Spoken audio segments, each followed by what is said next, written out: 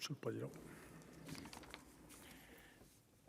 Monsieur le président, monsieur le ministre, monsieur le président de la commission des finances, monsieur le rapporteur général, chers collègues, point final d'une session très particulière, ces conclusions de la CMP sur le troisième projet de loi de finances rectificative pour 2020 appellent quelques commentaires. Je salue tout d'abord l'esprit de responsabilité des membres de la CMP qui, comme lors du deuxième collectif en avril, ont su trouver un accord sur un texte commun, préservant ainsi certains apports du Sénat tout en garantissant une adoption consensuelle et diligente alors que l'urgence de la situation nous intime et nous oblige de prendre des décisions rapides et efficaces. Je ne reviendrai pas en détail sur les principales modifications qui ont déjà été bien présentées par mes prédécesseurs de ce troisième budget rectificatif qui aggrave à nouveau le déficit public de 40 milliards d'euros par rapport au PLFR 2 voté en avril. On peut toujours ressentir une certaine frustration à l'issue de ces examens très denses dans des délais très resserrés.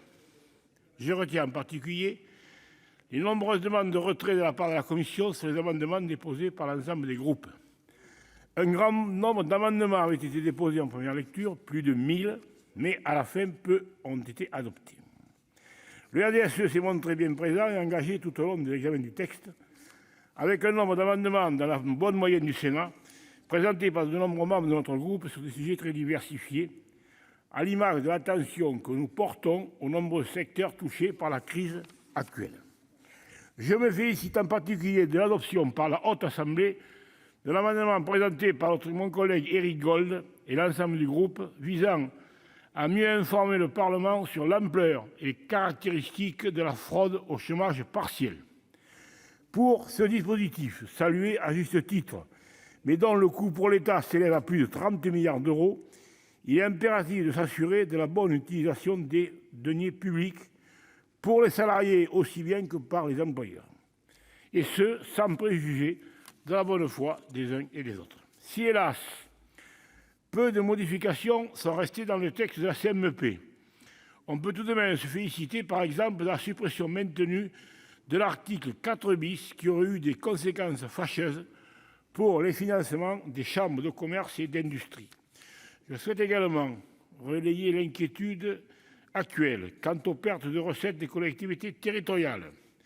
Baisse des DMTO pour les départements, de la TVA et autres impôts économiques pour les régions, différentes recettes fiscales pour les communes et les intercommunalités. Je salue toutefois les mesures fortes prises par le gouvernement à hauteur de 4,5 milliards d'euros pour les soutenir. Il sera difficile à court terme d'évaluer l'impact de ces aides, tant les finances locales sont un domaine complexe et les situations différentes d'une collectivité à l'autre. Espérons que ces mesures suffiront. Enfin, je ferai une remarque sur l'article 18 de ce projet de loi sur les exonérations qui, bien qu'il ait donné lieu à de nombreux amendements et réponde à de réelles difficultés rencontrées par les entreprises, aurait dû davantage eu de place dans un budget rectificatif de la sécurité sociale. Si cette discussion est donc la